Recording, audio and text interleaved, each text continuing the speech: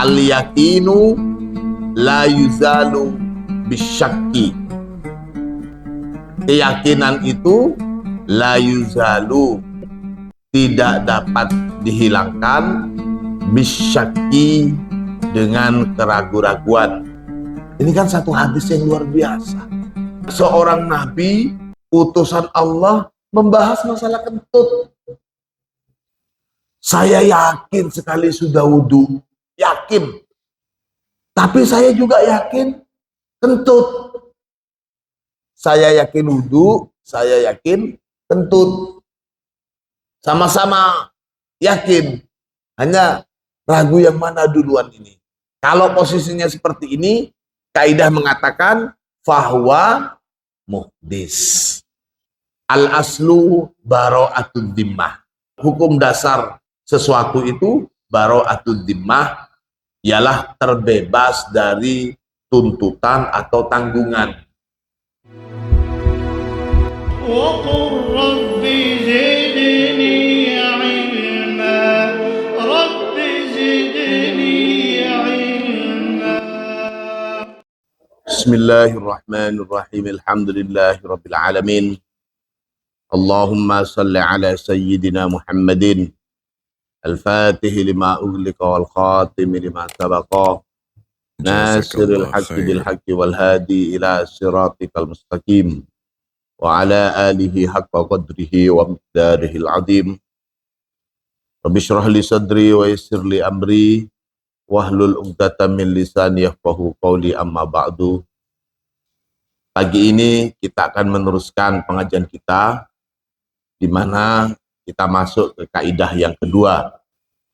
Al-yakinu la yuzalu bisyakki. Keyakinan itu la yuzalu, tidak dapat dihilangkan, bisyakki, dengan keraguan-raguan. Kaidah ini menjadi salah satu pondasi utama dalam toharoh, ubudiyah, muamalah, bahkan dalam praktek peradilan.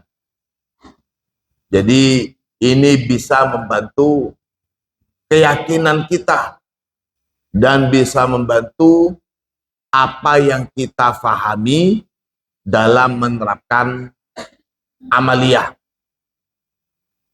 Saya kentut apa enggak ya? Saya batal wudhu apa enggak ya? Takbirnya sudah benar apa enggak ya? Seseorang kalau sudah mantap dengan pemaknaan kaidah ini, dia tidak akan sampai Allah.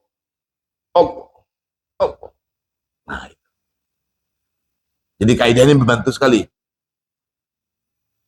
Kaidah ini juga mengajarkan bahwa Islam itu dibangun atas kepastian, bukan keraguan-raguan. Ibadah yang kita jalankan, kita lakukan dengan satu keyakinan dan satu kepastian. Ini maksud. Ada satu riwayat hadis an Abi Hurairah radhiyallahu an, dari sahabat Abu Hurairah, anna Rasulullah sallallahu alaihi wasallam, bahwasanya Rasulullah sallallahu alaihi wasallam qala, bersabda siapa Nabi, idza wajada ahadukum, ketika, jika, apabila, wajada, mendapati, atau mungkin juga bisa dimanain merasakan, ahadukum, siapa salah satu dari kalian, mendapati, merasakan, fi batnihi, di perutnya, syai'an, sesuatu, fa'askala alaih, fa'askala, maka membuat ragu, apa sesuatu itu, alaihi, pada ahadukum, akharaja minhu, akharaja, apakah sudah keluar, minhu, dari baten, syai'un apa sesuatu, amla atau belum keluar, fala yakhrujanna maka janganlah keluar siapa ahadukum minal masjidi dari masjid, hatta yasma'a sehingga yasma'a mendengar siapa ahadukum sautan pada bunyi, au yajida atau mendapati siapa ahadukum rihan pada bau. Perutnya terasa. Jadi terasa ada sesuatu yang, ini maksudnya hadis menjelaskan tentang kentut. Sedemikian hebatnya di dalam Islam. Kentut saja dijelasin sama Rasulullah. Kalau kalian di perutnya itu, aduh batal enggak saya? Santai saja, sebelum kamu terdengar dud atau nah itu santai saja. Ketahuan kentut itu kalau sudah terdengar suara atau tercium bau. Kalau tidak ada bau atau tidak ada suara, santai saja, berarti masih aman anginnya di dalam perut. Ini kan satu hadis yang luar biasa. Seorang nabi, utusan Allah, membahas masalah kentut. Jadi kalian jangan sampai pilih kan, umpamanya ada jurusan fisika atau jurusan kedokteran atau jurusan apa gitu. Apa? Kamu ngambil penelitian kamu apa? Epistemologi kentut. Atau apa namanya? Memahami kentut secara ilmiah. Nah, itu bagus. Mungkin sekarang lucu. Oh, kamu punya dasar seperti itu. Junjungan kami saja Rasulullah, seorang nabi besar, membahas masalah kentut gitu. Rawahu Muslim, ini diriwayatkan oleh Imam Muslim. Wasluhu fil Bukhari, dan asalnya dari Imam Bukhari, an Abdullah bin Zaid, dari sahabat Abdullah bin Zaid. An Abi Sa'id Al-Khudri, dari sahabat Abi Sa'id Al-Khudri radhiyallahu an, semoga Allah meridhai. Anna Rasulullah sallallahu alaihi wasallam, bahwasanya Rasulullah sallallahu alaihi wasallam qala, bersabda siapa Nabi, idza syakka ahadukum, idza ketika syakka ragu, ahadukum siapa salah satu dari kalian, fi salatihi dalam salatnya, falam yudrik dan belum mengetahui siapa ahadukum kam sholat, kam berapakah sholat telah sholat siapa ahadukum salasan 3 rakaat au arbaan atau sudah 4 rakaat, falyatrohis syakka, falyatroh maka hendaklah membuang siapa ahadukum asyakka pada keraguannya, wal yabni dan hendaklah menetapkan alama istaikona atas apa yang meyakini siapa ahadukum, summa kemudian yasjudu bersujud siapa ahadukum sajdataini dengan 2 kali sujud, qabla ayyusallima sebelum bersalam. Ini namanya sujud apa? Sujud bagaimana yang dibaca ketika sujud sahwi?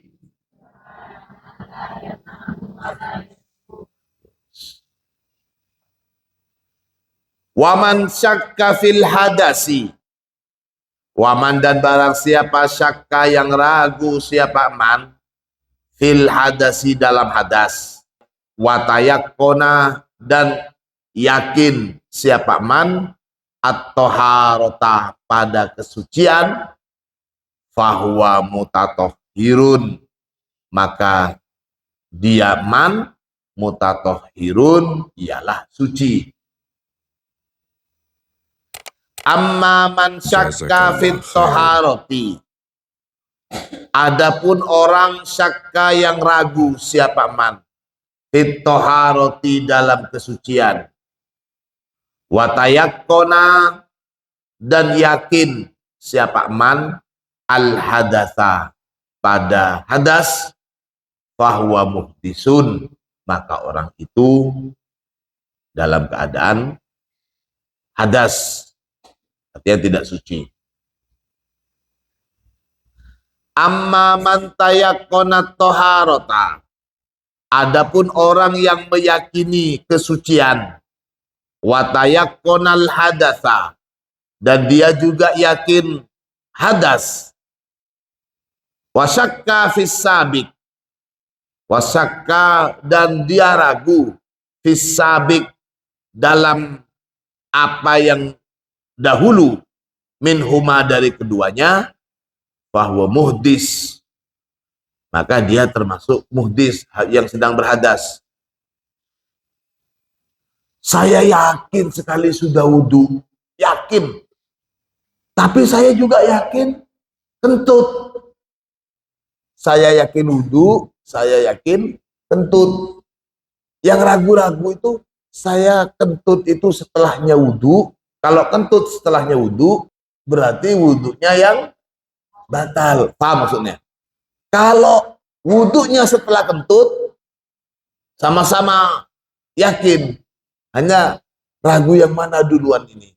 Kalau posisinya seperti ini, kaidah mengatakan fahuwa muhdis. Tuh. Untuk bisa lebih memahami ini, kita masuk ke kaidah yang kedua. Al-aslu baqa'u makana ala makana. Al-aslu adapun asal atau hukum dasar sesuatu, baqa'u makana ialah tetapnya apa-apa, karena yang ada apa ma ala makana, atas sesuatu yang ada itu, maksudnya tetapnya keadaan semula. Di bawahnya ada beberapa kaidah untuk bisa memahami lagi. Qaidatun azimatun, ini merupakan satu kaidah yang luar biasa.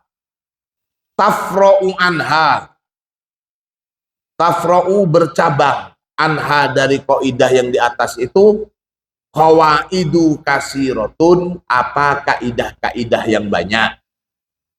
Kaqaulihim, sebagaimana perkataan para ulama fikih, al aslu fil asya at-taharatu, hukum dasar dari segala sesuatu itu at-taharah, ialah suci.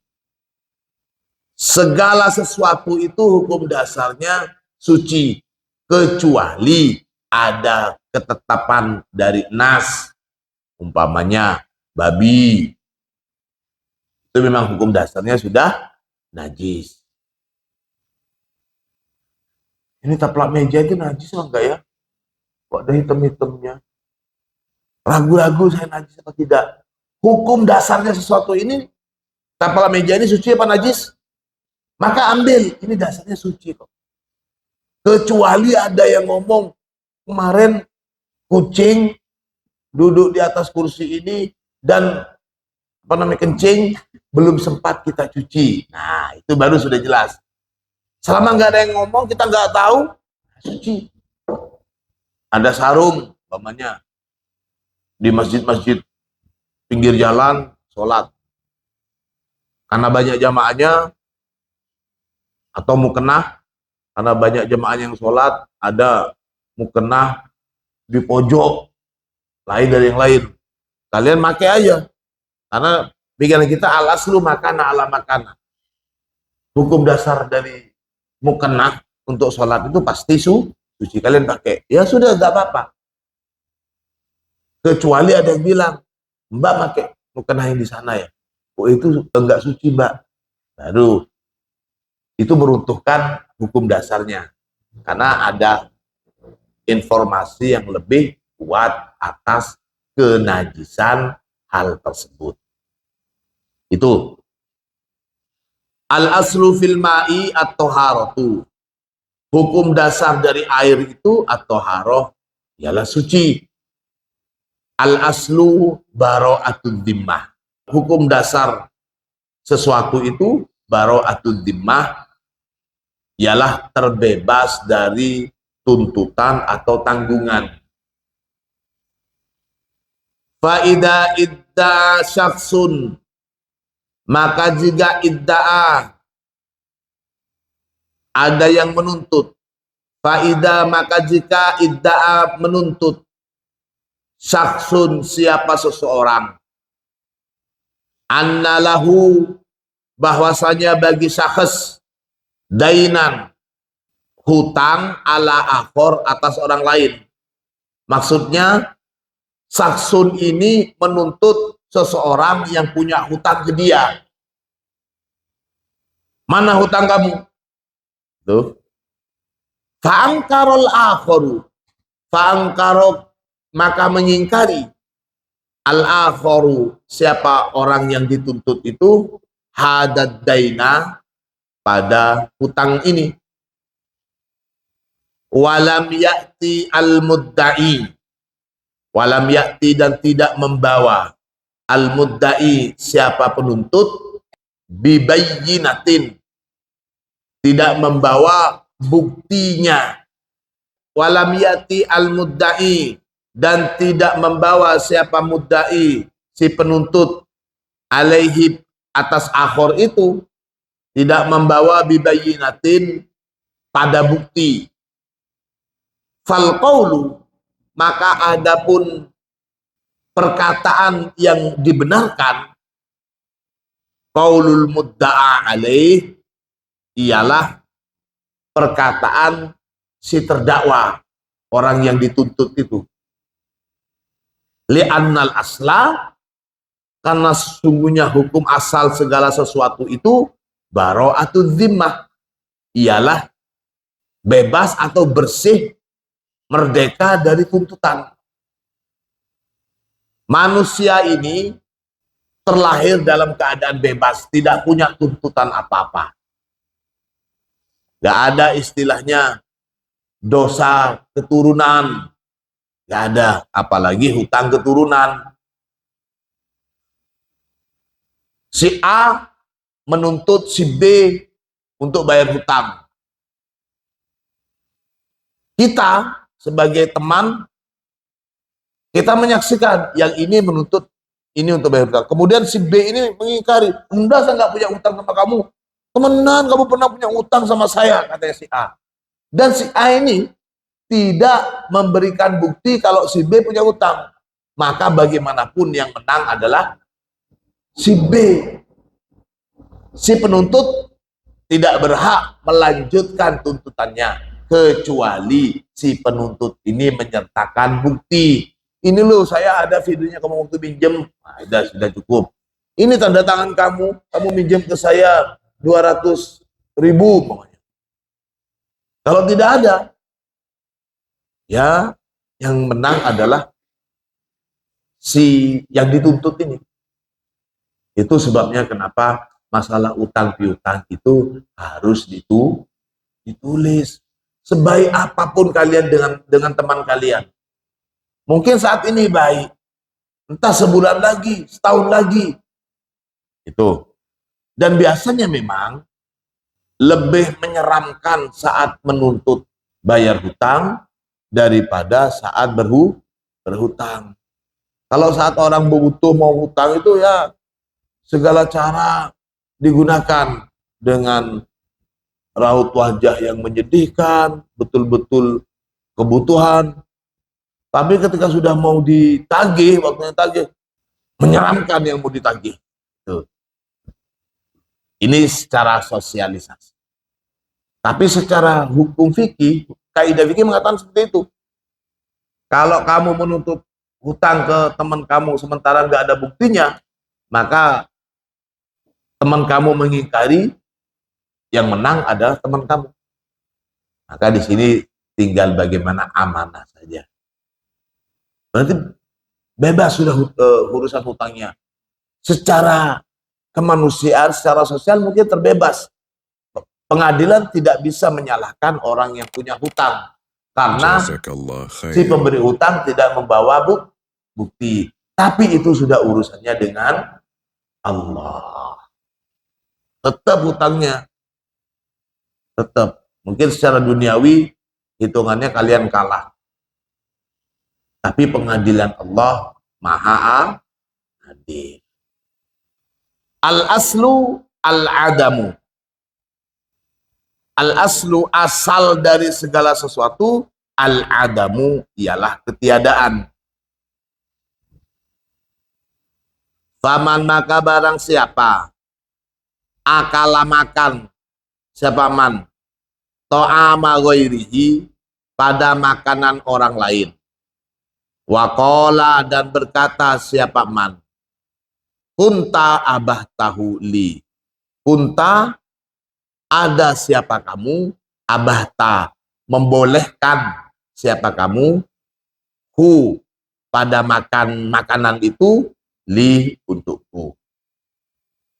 Wa angkaro kemudian mengingkari al malik siapa pemilik makanan, suddiko maka dibenarkan al malik siapa pemilik makanan, li annal asla adamul ibahati karena sesungguhnya hukum asal sesuatu itu adamul ibahah tidak adanya pembolehan. Umpama pondok menetapkan aturan yang pakai baju bukan miliknya sendiri tanpa izin dari pemiliknya, dari temannya akan ditakzir. Ketahuan akhirnya yang pakai baju. Nah, kamu pakai baju dan tanpa izin dari pemiliknya. Sudah Gus, ini sudah diizinin, biasanya dia selalu mengizinkan saya. Ditanya, karena yang punya baju khawatir juga, enggak ngizinin. Maka saya ini harus membenarkan perkataan yang punya. Karena al-aslu al-adamu. Hukum dasarnya itu nggak ada istilah pengizinan. Kamu dulu kan pernah ngizinin saya. Enggak.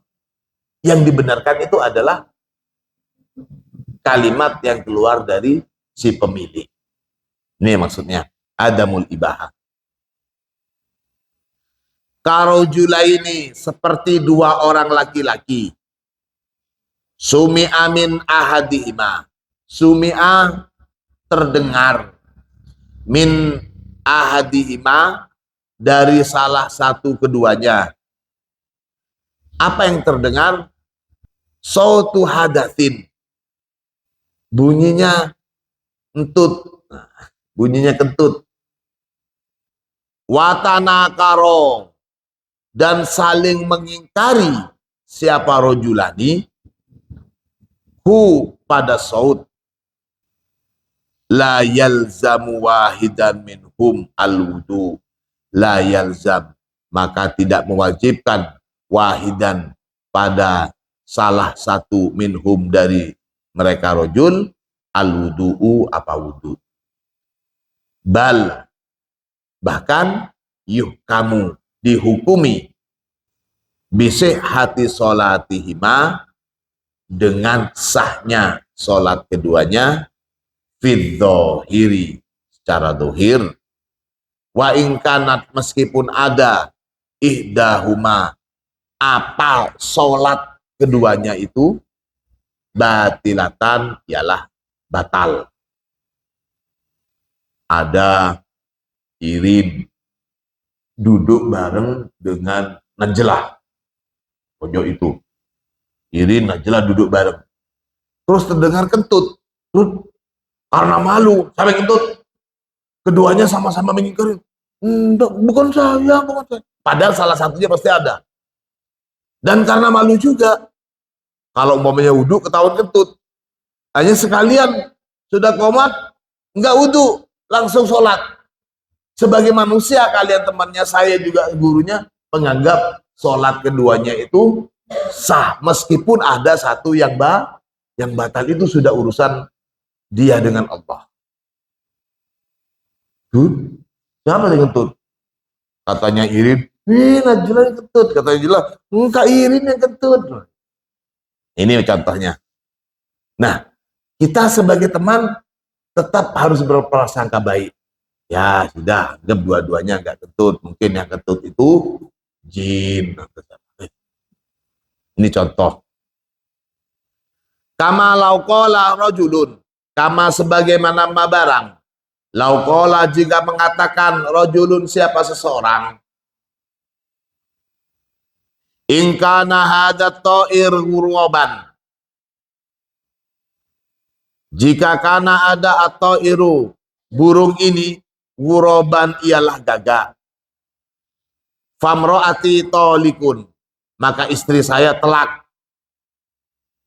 Faqala al-akhir, dan berkata siapa rajul yang lain, illam yakun famro'ati tolik, kalau burung itu bukan gagak, maka istri saya telak.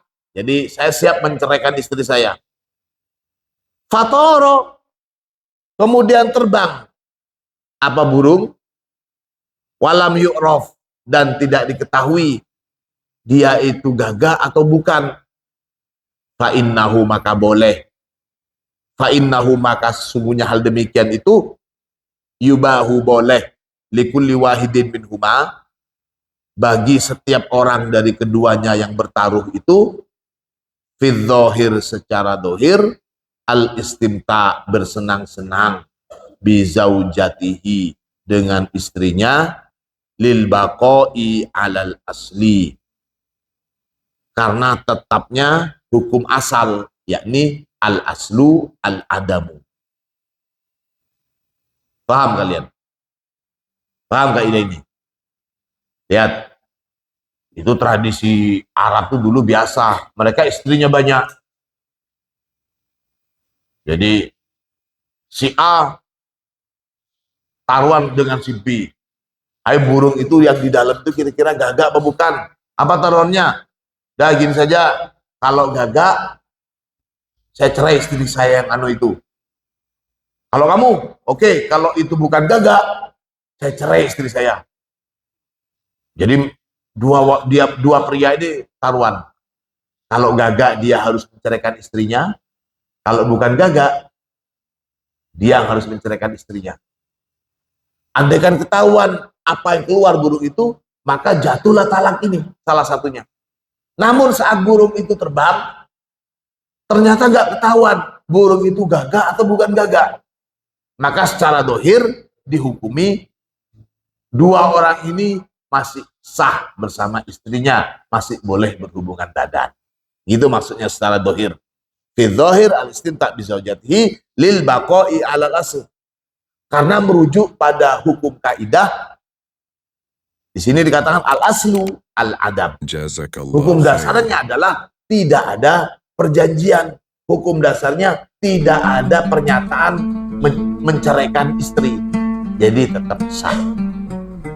Ini contoh yang ketiga.